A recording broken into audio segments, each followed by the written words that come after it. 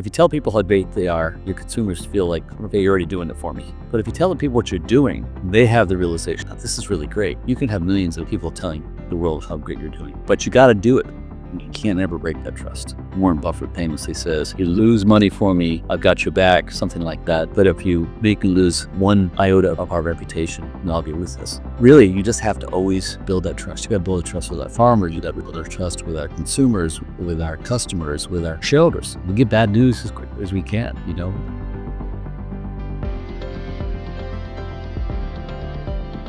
Hello, everyone, and welcome to this week's episode of The Conscious Capitalists with myself, Timothy Henry, and my partner in making the world a better place through business, Raj Sisodia.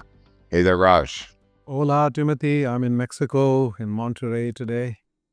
And good to see you from here. Yeah, well, I'm in Los Angeles at our friend John Mackey's new venture, Love Life. So I think the only one who's at home today is probably our guest.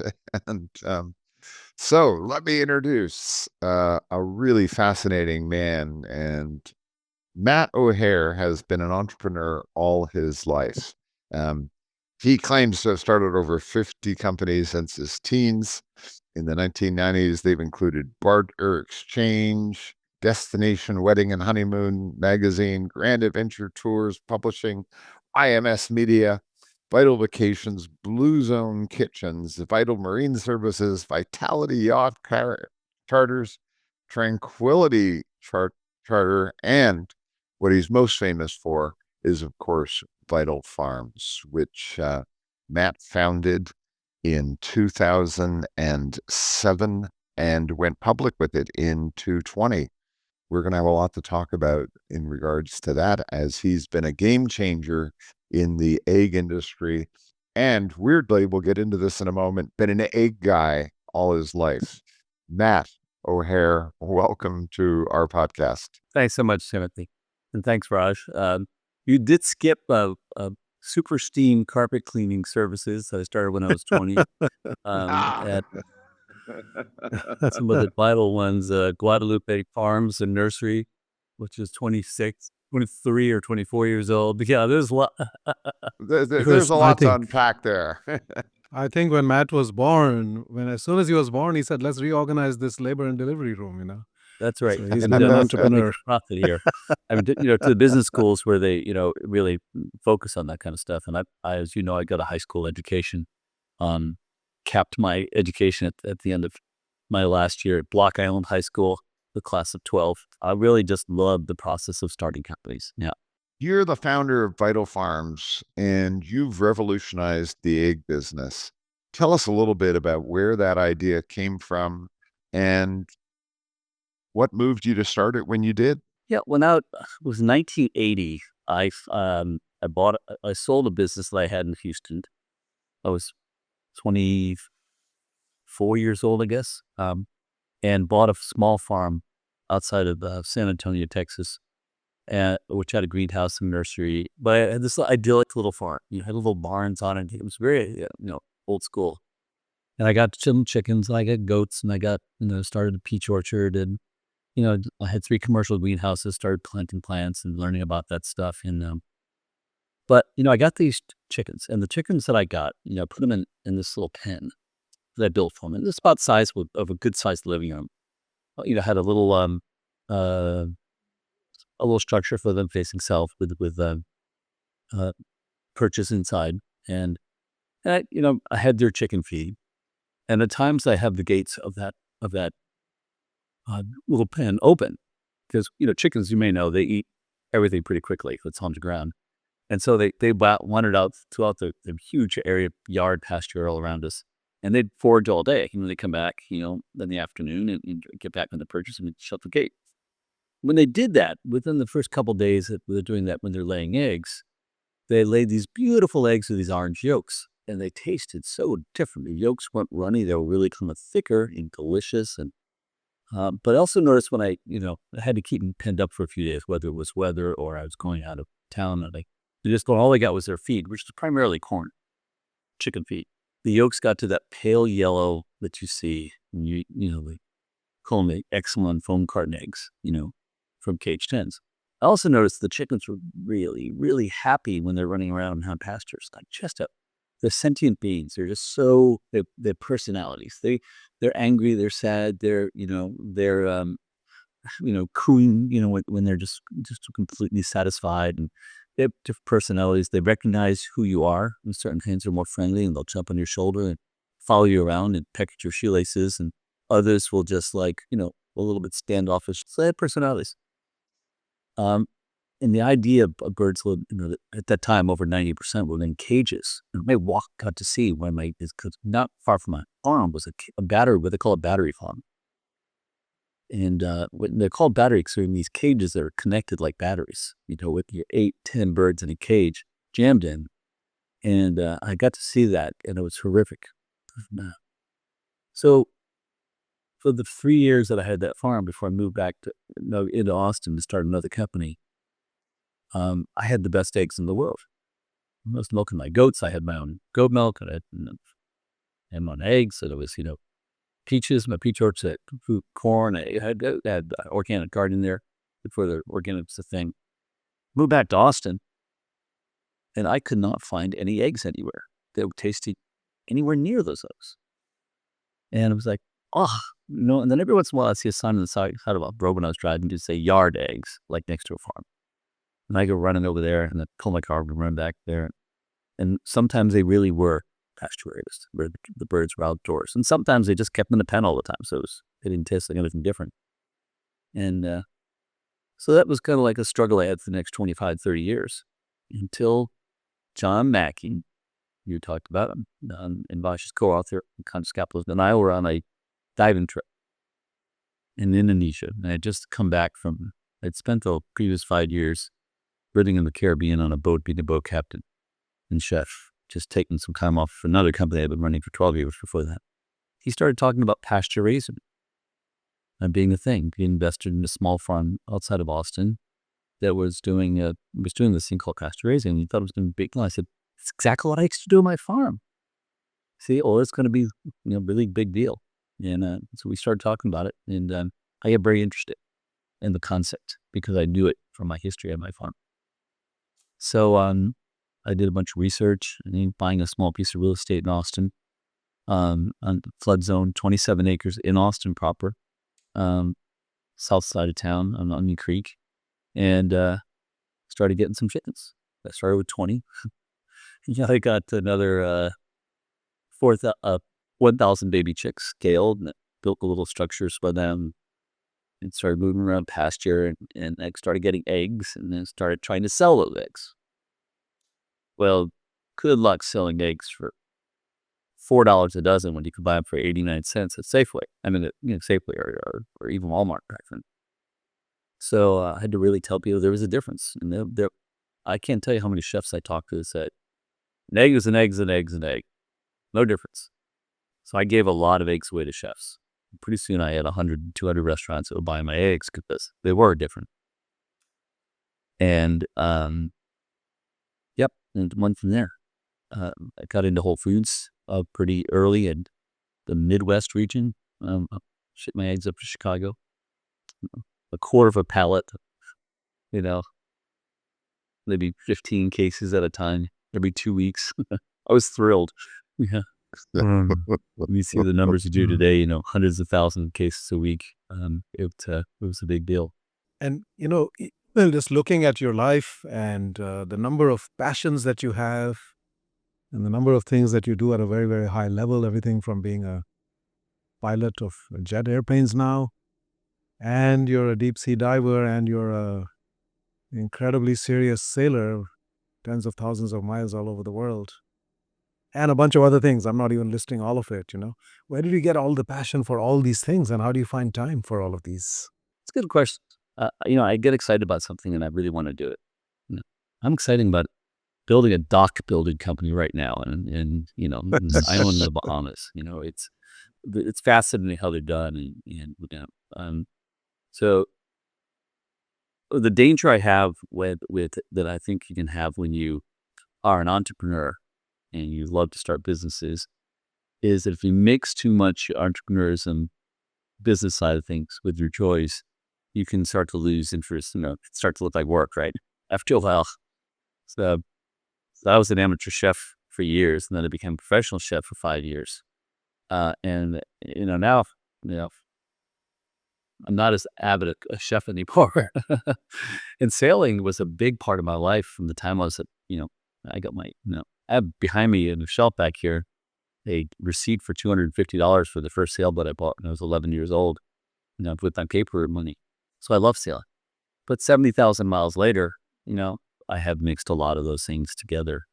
In flying right now, quite frankly, I've been flying 300 hours a year in the jet as a pilot, solo pilot, for the past number of years. And even that's getting a little grueling for me. It's a lot of work. Um, but, it's a passion I've had. I've got my pilot's license 48 years ago. And so, I still love flying, but I'm starting to really enjoy things like flying a float plane, really simple plane, landing in water somewhere, and Yeah. exercising my pescatarian side. you know, Well, I love that fact that you indulge in your passions, and people are often wondering, like, what's at the core of being an entrepreneur? And one level's passion, one level's risk, right? I mean, you're willing to take a big risk and sort of say, hey, I'm willing to go there. Um, do you agree with that, or do you think it's something different? What's that entrepreneurial itch that you know defines entrepreneurs? Because we have this category of people. We say, oh, they're entrepreneurs. How would you define that category? we never used the word entrepreneur growing up. I was like, I'd always say I like business. Entrepreneur is kind of a recent term in our vernacular, as a society. Uh, Entrepreneurism, I guess the term, I'll be on the planet 70 years this year. And, growing up, I didn't hear that term, much. We just called it business. That's all it was. I like starting businesses. I like being a business. And what does it take? Yeah, it takes passion. It takes some thoughtfulness. It takes a ton of hard work. I mean, a ton of hard work. And you got to be willing to put that work in. I had some farmers that, when they was growing battle farms, who started trying to expand and adding more farmers. Which now we have 470 of these family farms. But at first I made the mistake of just letting anybody that wanted to invest in some land outside of Austin, that wanted to move back to move to the country, and, someone who'd made some money in tech or something, they bought some acreage, they, gave them what they had to do, and they got their chickens in and everything else. And I remember these people calling me up and saying, "Oh my God, you didn't tell me I had to work so hard." Like, what do you mean? It's like, I put in 50 hours last week. I said, 50 hours? I've That's worked it. out short a week in my life, you know? And farmers are Yeah. entrepreneurs, by the way. They really, really are entrepreneurs. They have, but maybe the ultimate entrepreneur. They have to work 7 days a week. There's no days off. There's no holidays for them. Cows have to be milked twice a day. Chickens' eggs have to be gathered. They all have to be fed every day. Sure, you have to have a passion. You have to love what you're doing, because and that's why I never got into tech. I knew Michael Dell in his very young years. And I knew he was going to make a lot more money than I was, and he was just getting started. We bought an Apple Macintosh out of the trunk of his car when he was still at UT, before he even started Dell. He was selling computers, and so these are but tech entrepreneurs love tech. I've never been I've never fallen in love with it. I love using it, but I've never been in love with coding or doing the kind of things that it takes to do that. And so, yeah, you have to have a passion. You have to love what you're doing. You have to, and more importantly, I get asked this question all the time, like, what does it take? 'Cause a lot of young entrepreneurs just want to make money. Really, you know, understanding the tenets of conscious capitalism is really, really important. Because I think it really changes the way you feel and how you operate the business. Before we go there, because I know that's where you're going to go next, is you have to have a great product. And so many people come to you and say, I want to make a lot of money. I want to start this business. I got passionate. Like, tell me about your product. It's one of the first questions I've asked now in the last 5 or 6, 7 years. People come to me, or even 10 years. Like, tell me about your product. I have a friend who is, I have salad dressings. I've got 12, 15 different kinds of salad dressing. Bragging life, what a great company he is. Going to make it with omega-3s. And so tell me about the product. Look, tell me which one of your salad dressings people can't live without. Oh, they're all okay. There are people who are like, no. And what are they just crazy about? There wasn't one. The company doesn't exist anymore. And finally, after several years, he wanted to be on his board. And he had really expanded. He got into Whole Foods a little bit. But I was like, you should go get a job. You should sell them.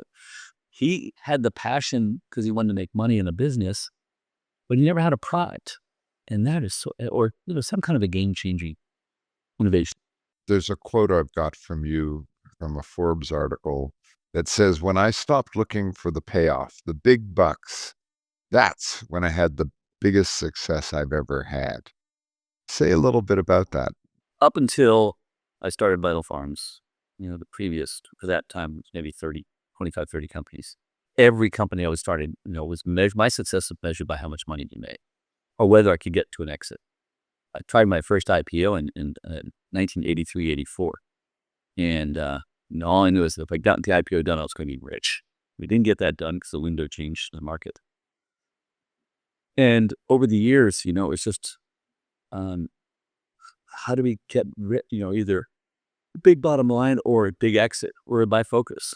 And it was really disappointing because I wasn't enjoying the process. And I spent too much time in some companies that I really wish I'd gotten out of earlier, and one way or another. And so, and it was when John wrote that essay in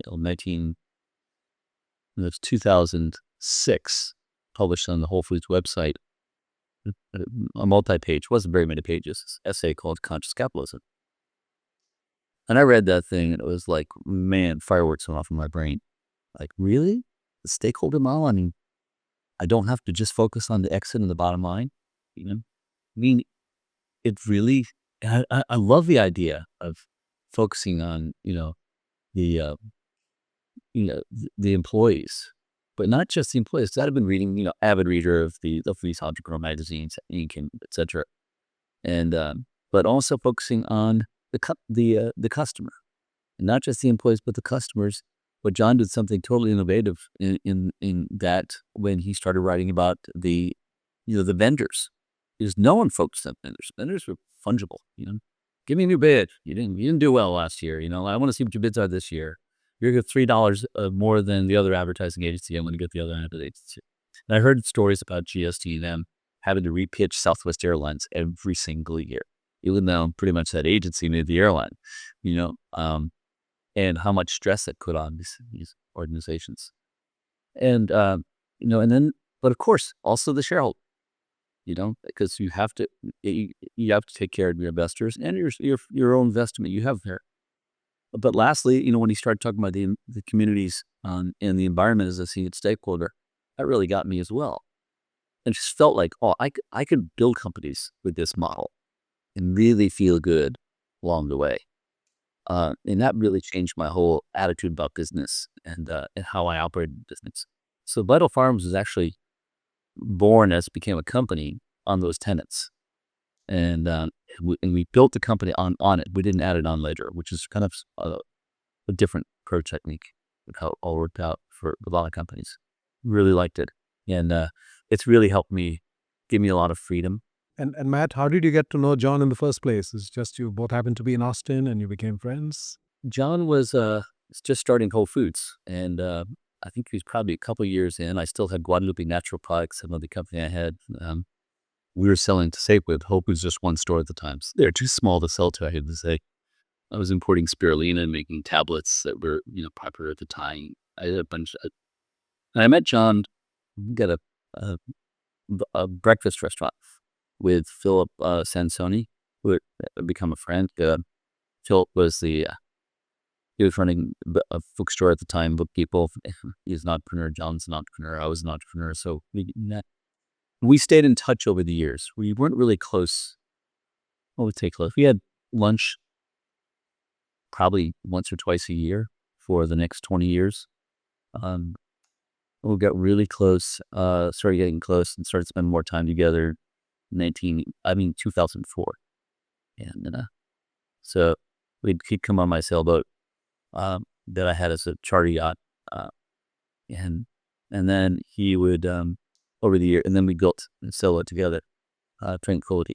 I remember, I think I met you for the first time when John brought me over to your place for game night. Game Do night. you remember that? I Yeah, think he and I were we have working on teams the book at saying, that time. we're splitting up teams. They kept saying, I want the Indian guy. I want the Indian guy. No,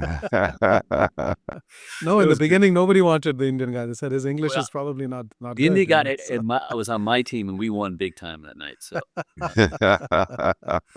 But I know John is very, very competitive, and that's part of being an entrepreneur, right? So he loves to win in everything that he does. I don't know if that's true for you. I sometimes like losing to the right people. John is a definitely likes to win, and it's an important thing in business. But I've found so much joy watching him get angry when over the years drink and card we played. I can't tell you how many games of spades we played in our life, but thousands of them. You know, in Bosnia and Scotland and Sardinia and all the places all over the world we played. Indonesia, um, uh, Myanmar. You know, um, uh, and of course the Caribbean. In Austin, Texas. So, Matt, when you started Vital Farms and you had the idea of conscious capitalism already as a framework for thinking about it differently than you'd done it before, what were a couple of the early tough decisions that you had to make that, forced you to say, am I really going to be true to this idea, or am I going to go back to the good old other way of doing things? Were there a couple moments that stood out that was like, Every day, when we incorporated this into the business plan, one of our decisions early on was, yes, we're going to treat our stakeholders almost like a virtual board of directors. And by virtual, I mean, a lot of them aren't sitting at the table. The farmers aren't sitting at the table with us, but they are a serious, and the hens, those are some of our vendors, so to speak, and we treat them like they have a seat at the table. I love Um, that. and hens are your stakeholders, right? well, That's great. they would sit there Yeah. in that vendor group, Yeah. and farmers specifically. I mean, Russell Diaz-Canseco is the CEO of Vital Farms now. He loves to say farmers in the United States have always lost at the end of the movie. For decades they've always lost, and this is the first business model where we've really treated in that way. Um, but but sometimes when you look at the long term, you're trying to work in the long term interest of the stakeholders, not just the short term. And sometimes stakeholders have a short term image. We see this with Whole Foods having battled with the unions over the years. The short term versus long term. What's the benefit to really the benefit to the other stakeholder? So we had a group of farmers at one point in California, Northern California, and they were kind of mainly rich landowners, and there was about 15 farmers out there, and they were great, beautiful farms, and they lovely looking. But we had a problem. We had several problems out there. One is that it was more expensive to produce the eggs. One was that they didn't need to be doing this. Like they weren't real farmers. They were more of a landowners that wanted to have the chickens out there. We found it pretty quickly. 6 months a year you get rain, and 6 months you don't get rain. So 6 months a year the chickens have a hard time finding anything green on those pastures, and you don't get green, and you don't get the orange yolks, and you don't get the deliciousness that you really seek in the eggs as much. And then there was the cost of doing business out there. There was not. This isn't because it's California. It was because those particular farms we had. So we thought, are we really serving the interest of our stakeholders? The other stakeholders, the customers, our employees, our shareholders, all of them having this particular farms on board. And then so we had a 90-day cancellation clause, and we talked about it among ourselves and said, hey, we got to figure out a way to exit this in a pretty positive way. Instead of just walking away, canceling, we actually went out and worked with them individually. We wrote them each a really reasonable check, which they were kind of shocked to get. We had a non-compete with them, and ultimately we said we won't need to not enforce the non-compete. Welcome to compete with us out here. And we even, as I recall, I'm trying to remember the details, we had just built a packaging facility in Petaluma, California. I think we either gave it to them or we sold it to them really cheap, full pack facility. The best we said, have a nice day, and get started Capital, and I don't think any of them are still in the egg business, but there may be a few of them. But it was a tough decision to make because we're excited about that. I love it. And often in the beginning of a business, there's a moment where it doesn't look like you're going to make it, and you bet, and I'm thinking about, here's this guy who's just moved to the Caribbean, has this idea that he wants to sell eggs for 4 times what they cost on the retail shelf, and um, and is going to convince everybody that the orange yolk is really different. And you mentioned running around trying to get restaurants to do this. And then you're going out into the grocery world and saying, hey, look, we've got this different kind of approach. You're going to farmers saying, I have this different kind of approach. Was there a moment where it could have gone either way? Like you were almost like, oh man, I don't know if they're going to make it. The early stage companies, a lot of times there are a lot of moments like that, right? We one of my lessons I learned, when the nice thing about it is you get older, you're a little wiser. But I learned early on, and by this time I was very well versed, is that no company I was going to start was ever going to be undercapitalized. And so Vital Farm started off well capitalized at the very beginning by me initially, by taking my life savings and made sure I had plenty of backup capital. Whole Foods made us a producer loan early on, which we enjoyed working with them on that. I started taking outside capital at some point as well, private equity. So I didn't have to make decisions based on lack of cash, which is really important early on. So the big decisions were, how are we convince marketplace to take this outrageous expensive egg and make it mainstream? And so we had to really convince marketplace that an egg was not an egg. It's not an egg. There are different types of eggs, and there's a reason. And that was a lot of just me knocking on doors early on, and driving around in my Subaru, dropping off cases of eggs at restaurants.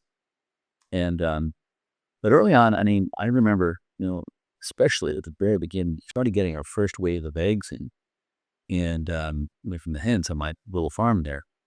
And I'm out there collecting eggs, feeding the chickens, washing the eggs by hand, each one by hand, putting them in the cartons by hand.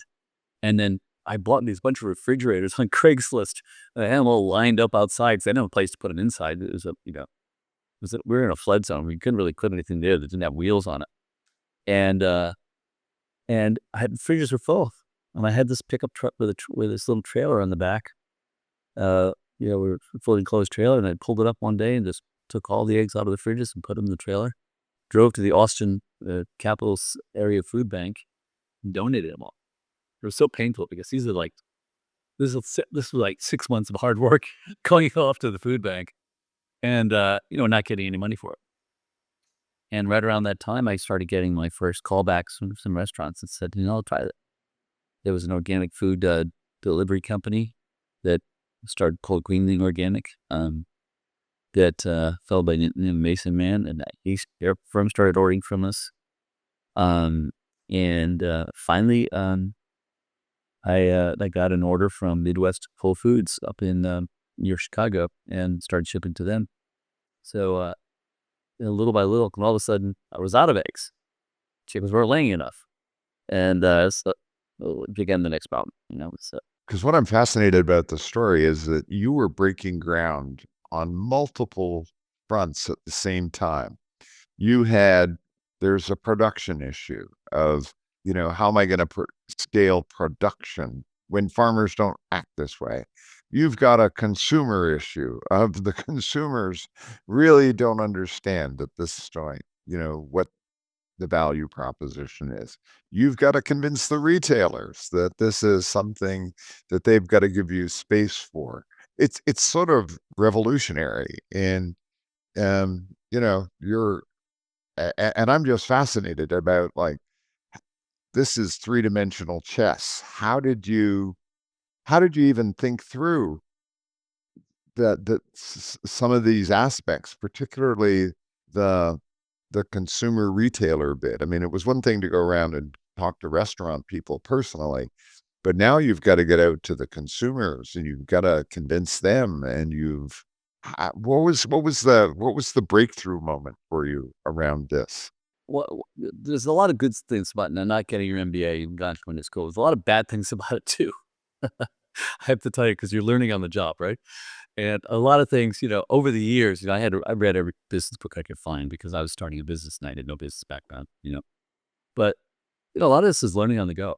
I'd be honest with you. So, and to be fair, this is not different than a lot of other businesses. There's supply, there's demand, okay, and that was what we had here. Um, what is different about agriculture and in chickens particularly, and I would say dairy is very similar as well, is that your supply chain is governed by the biology of an animal, as opposed to being governed by the speed that you turn up your conveyor belt in buying more raw ingredients and sticking the box from one end. So at first, we had plenty of eggs, and then we didn't have enough customers, and then of course we had more customers, we had to get more eggs, and so and I remember we made a commitment to an outside farmer for him to buy 5,000 chicks. That was a huge deal for us, 5,000 chicks, when you consider that we're adding flocks of 320,000 bird flocks per week this year. Those are permanent flocks, and that's what each family farm is. And so it's, the growth was, and that was a 6-month decision and, commitment out of Whole Foods.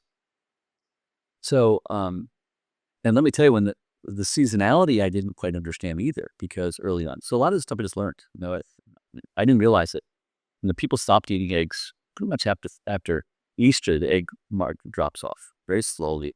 Kids get out of school, they sleep in, they don't eat breakfast anymore, and it really drops off in July. And then all of a sudden, August 15th, just when you're starting to go, what am I going to do with these eggs? Like you're already taking eggs to the food bank again, and all of a sudden you get this order, like 200% higher than the previous week. 'Cause kids are back at school, right?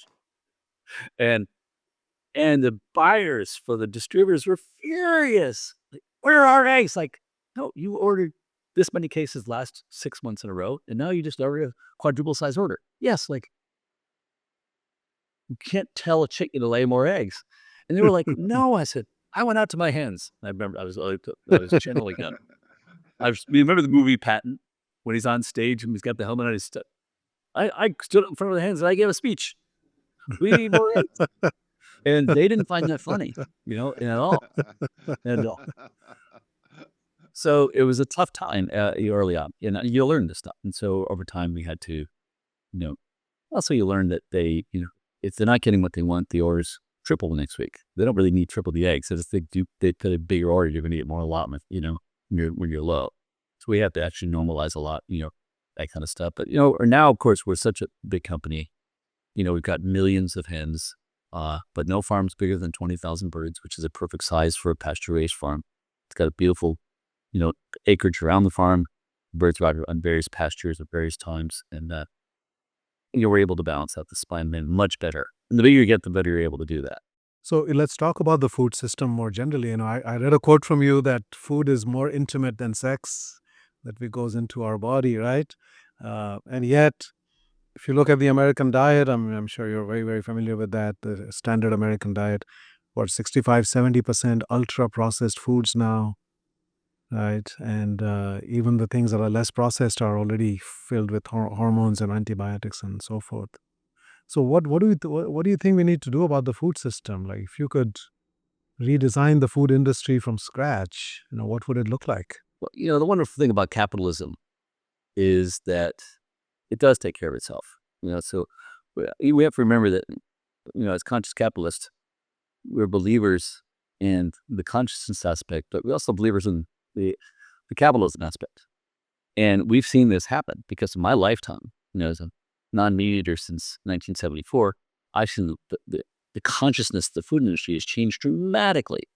And that's due to, I think, more than anything else, people seeing the results. They used to say there's nothing, there was an expression growing up, there's nothing more expensive than a cheap attorney, right? Well, I think it's nothing more expensive than cheap food. It's the most expensive thing to eat, because it's like the old Mr. Goodwrench ads, pay me now or pay me later. And you're either going to be, eating good quality, healthy food, or you're going to be, you're going to be paying your doctor later. I have 7 brothers and sisters, and half of that, 4 of them have cancer. Well, 3 of them had cancer. One died last week from Mm. cancer. Oh my And God, a I'm lot of that sorry. is environmental, I Mm. believe, personally. Mm. And so, the long-term implications of healthcare, a lot of the healthcare program is based on, look at the people that are buying diabetes medicine, cost them $200 or $300 a month, out of pocket and even though they're in a regular healthcare system.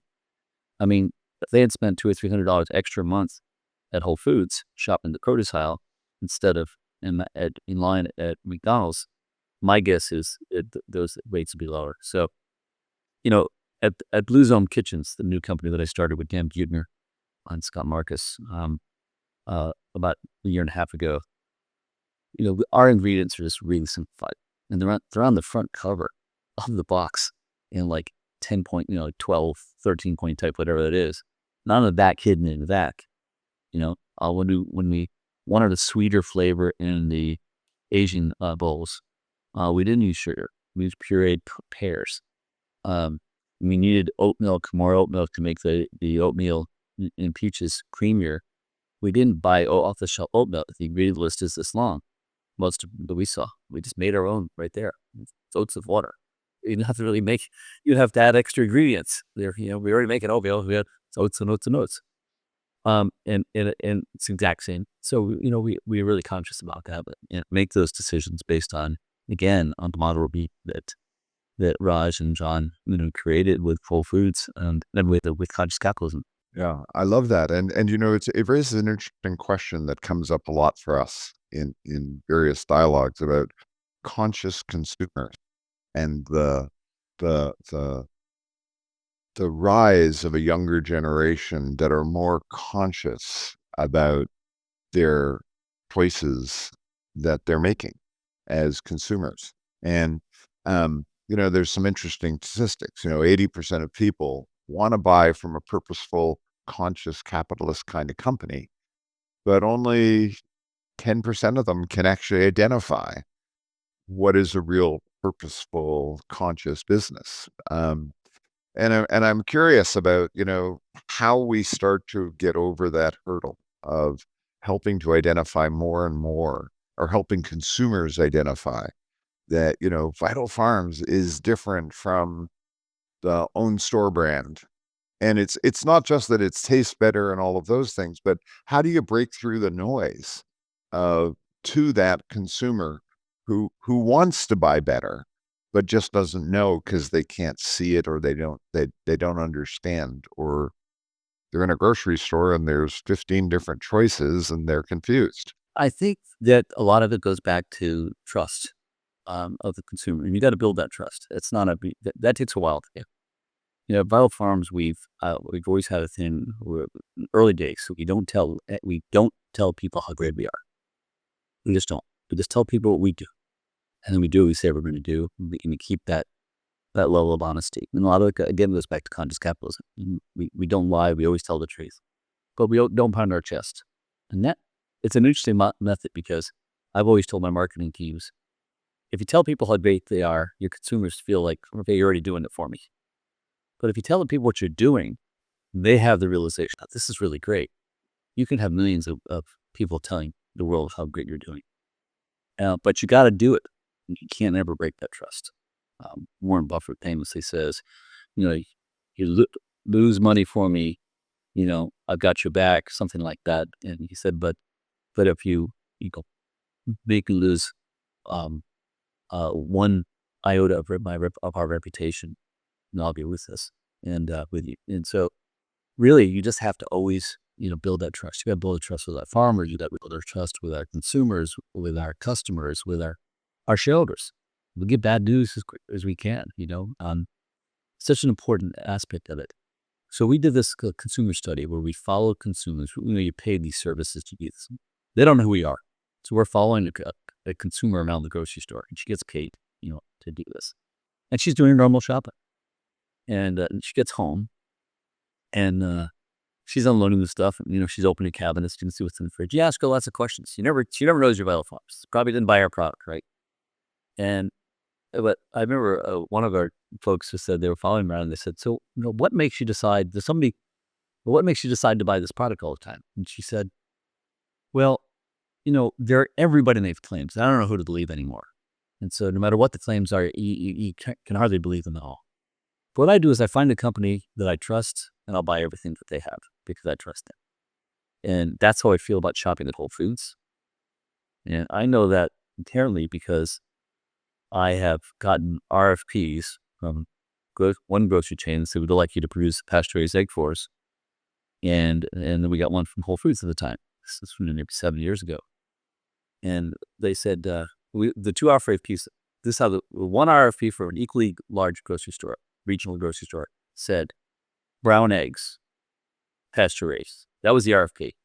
Whole Foods is about 400 pages of Oh my detail. God. How the chickens be raised, how high the nesting boxes Yeah. had to be off the ground, how many perches had to be in the pasture, how many square feet of pasture per bird outdoors, the condition of the pasture, what time they should go out in the morning, what time, on and on and on and on, you know. And so that to me, I know that when I grab shampoo from Whole Foods, put it in my head, I'm not putting much bad chemicals, and I know I'm not putting red dye. I love the posting by the new CEO. 3 years old, 3 years into it, when the government announced they were no longer doing what was the red dye number 3, 3 weeks ago, and Jason posted on Facebook or Instagram announcing Whole Foods stopped using, has also stopped using red dye number 3. ... In 1980, they didn't know how any products in 1980. Yeah. It's that type of really, from the heart, doing the right thing, and we didn't give them recognition for the past 45 years, right? But it's the trust you get. And Matthew, so building off of that, you've owned this word vital now, right? It's one of your favorite words, it seems, because you've started quite a few businesses, Vital Vacations and Vital Marine Services and yacht charters and so forth. And now you're extending the Vital Farms into things like butter and other product categories, right? So is that the longer term vision, that you've now built this level of trust, and the word vital, that you own, means something to your customers? And under that umbrella now you can, because they will buy it. If it comes from Vital, they trust it. It's twofold, right? There's my other Vital companies started before Vital Farms, and Vital Farms continues to be, obviously the elephant in the room. It's grown tremendously, and I have now, Vital Interest, I have Vital Aviation, I've got a bunch of different other companies, non-related to Vital Farms. Vital Farms will continue to grow into other categories of food besides eggs, and there's no doubt about it. That those are all kind of to be announced over time.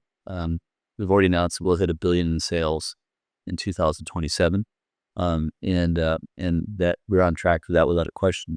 I think we did 600 million this year, I think is the announced guidance we gave, and so this past year, not this coming year, and our growth rate's pretty consistent as well. So you look back and track that and say, this is what it's been for the last 15 years.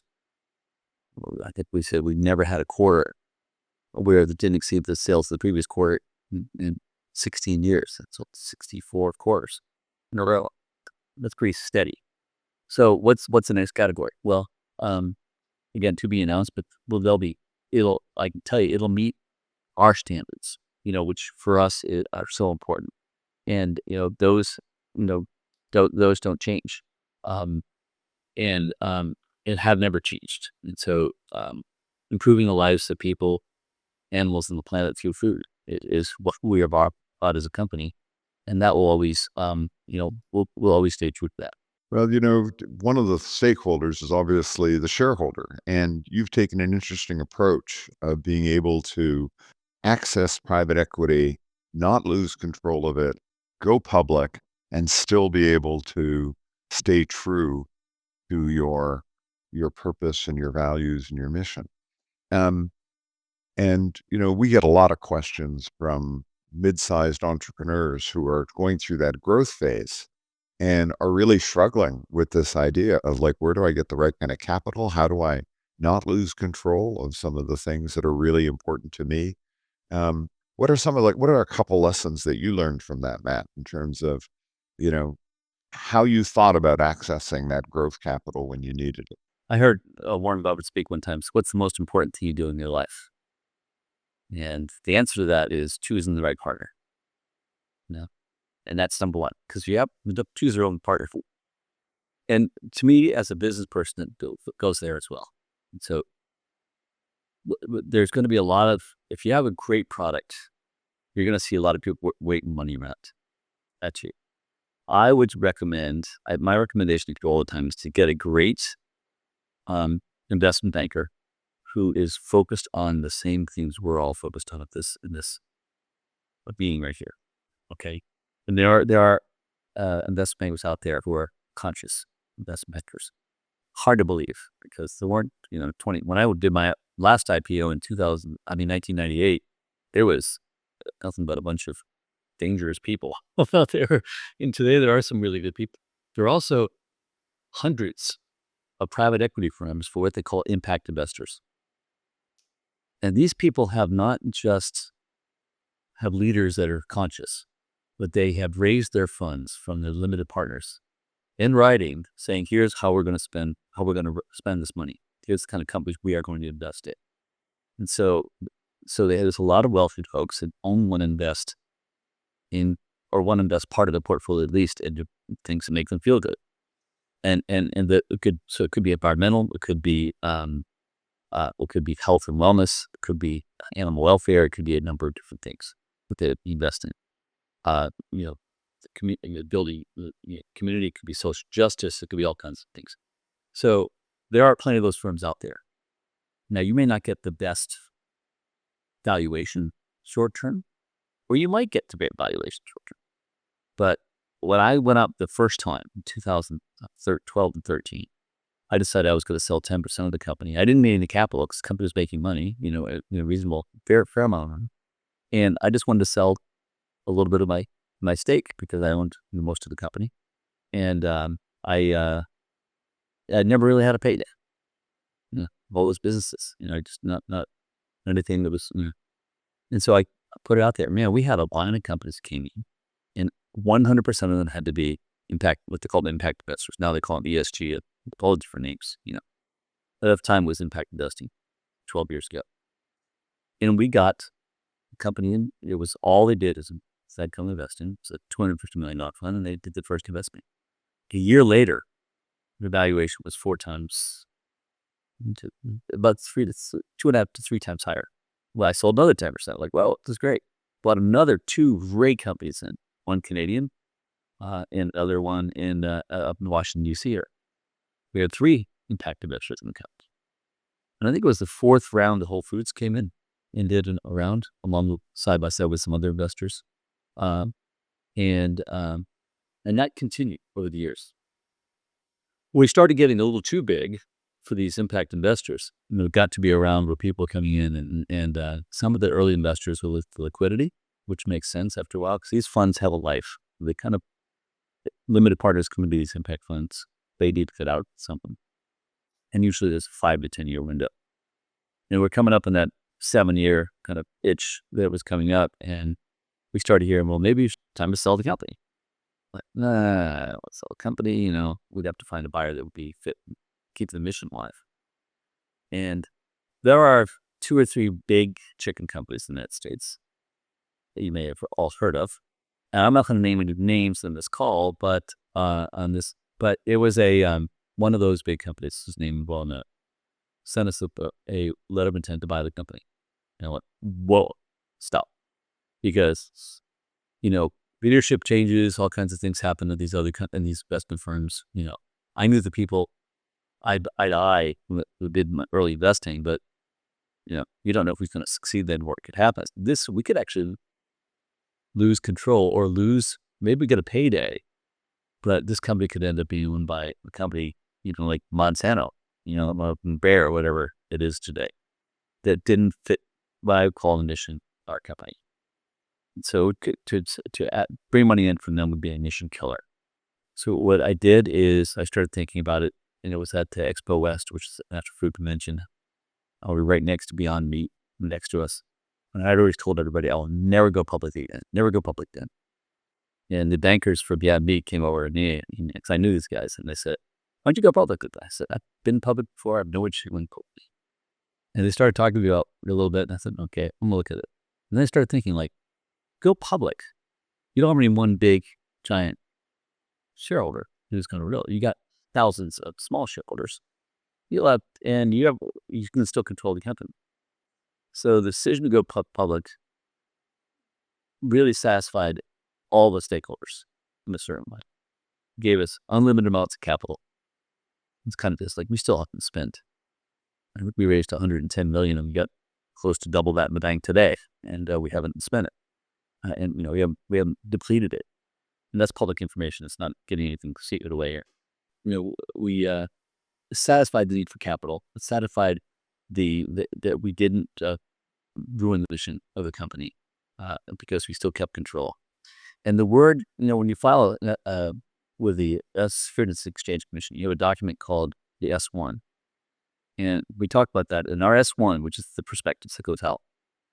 The word conscious capitalism, the phrase conscious capitalism appeared. I think we did a word count. I have to look it up again. But dozens and dozens and dozens of times. So we didn't shy away from who we were as a company. And made people nervous a little bit at first. But it turned out to be not bit. We oversold the offering by 23.5 times that night. So right in the heart of COVID, we closed in July of 2020. So it was, and we went out with the biggest banks in the world. Goldman Sachs, Morgan Stanley, Credit Suisse, Jefferies, all on the front cover. Wow, quite a story, Matt. And as we come to the end here, I have a few rapid fire questions for you. Okay, more lighthearted, I would say. Chickens came So first. You're Okay, go ahead. So as an accomplished chef, if you could only cook one dish for the rest of your life, what would that be? First of all, let me qualify. I'm no longer an accomplished chef. I was a chef. Once you have it, you have it. Okay. For 5 years back in the 2000s. I'm a mediocre cook today.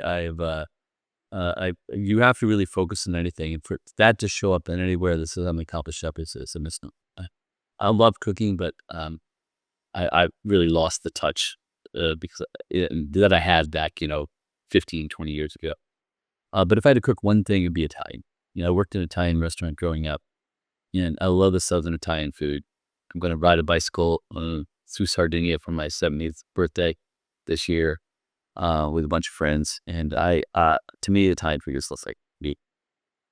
So any type, of really great. But I like the Southern Italian heavy grit open bread. I love making my sauce from fresh tomatoes, and I love really great pastas. Can't help myself.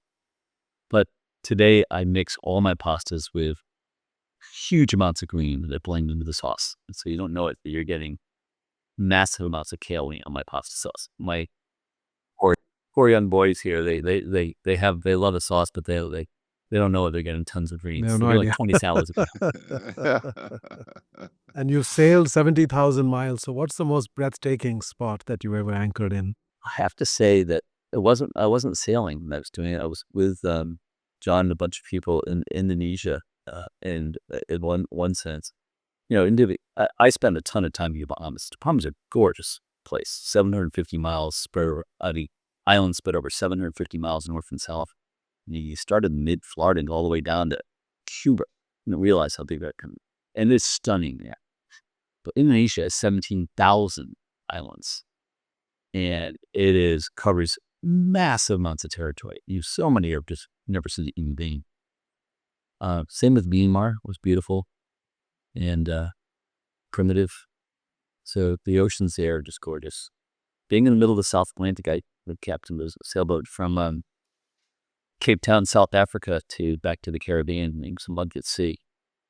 And the starkness of that beauty, watching the Southern Cross rise and fall every night, and then slowly getting lower in the horizon as the North Star and the Big Dipper start rising up.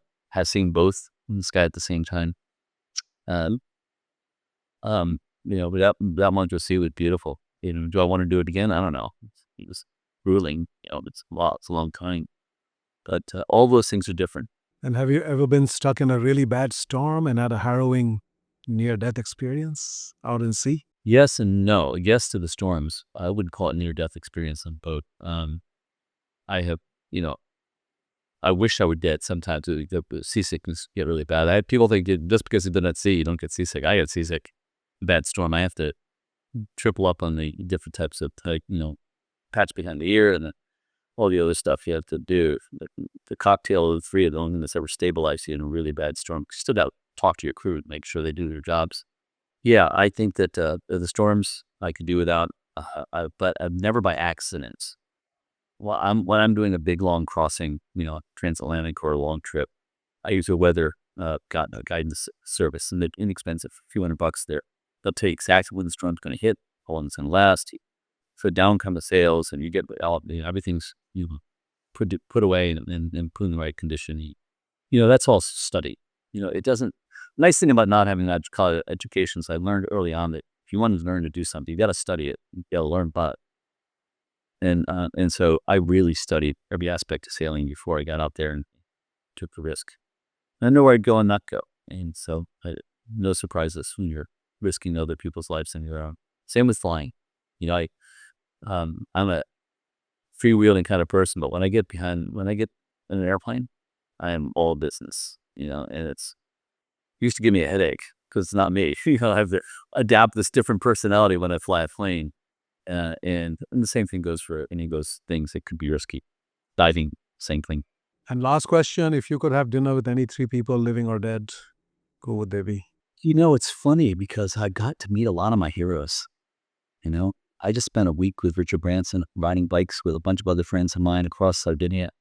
And got to know him a little bit over the years. He's such a great human being and such a hero. John Mackey's my hero in a lot of ways, like he's done over the years, and he's taught me so much. He's one of the most generous people on the planet. With Tommy, the generosity and gratitude. Really taught me so much about gratitude, which really formed a big basis in life the last few years. I'm going to see Paul McCartney in a small venue tomorrow in New York, going up with a friend, and I don't know whether I get to meet him or not, but I don't know that it's important that I meet him. He's such an incredible musician and artist, and he's a vegetarian for most of his life. Looks at he's 80-something years old. It looks great. I met Obama. It was one of my heroes. He did such great things. Yeah. And then a lot of presidents over the years. Well, it could be Timothy and me. Okay, so that's I've worked great. I've met you guys, and this has been a big treat. Yeah, there we go. No, Ron, And we'll cook a good omelet. We'll cook a really good omelet with these really delicious eggs. And well, thank you, Matt. We've really appreciated this discussion that's gone deep and gone broad, and we appreciate you and all you've done for conscious capitalism over the years. And if you've enjoyed today's podcast on whatever channel you're listening to, please feel free to hit the subscribe button. And if you want to go over to Apple iTunes and leave us a comment or a rating, we'd really appreciate that. As always, we appreciate our sponsor, Conscious Capitalism, Inc., and our producer, Rainbow Productions, for making this work every week. And we'll look forward to seeing you next week. Thank you.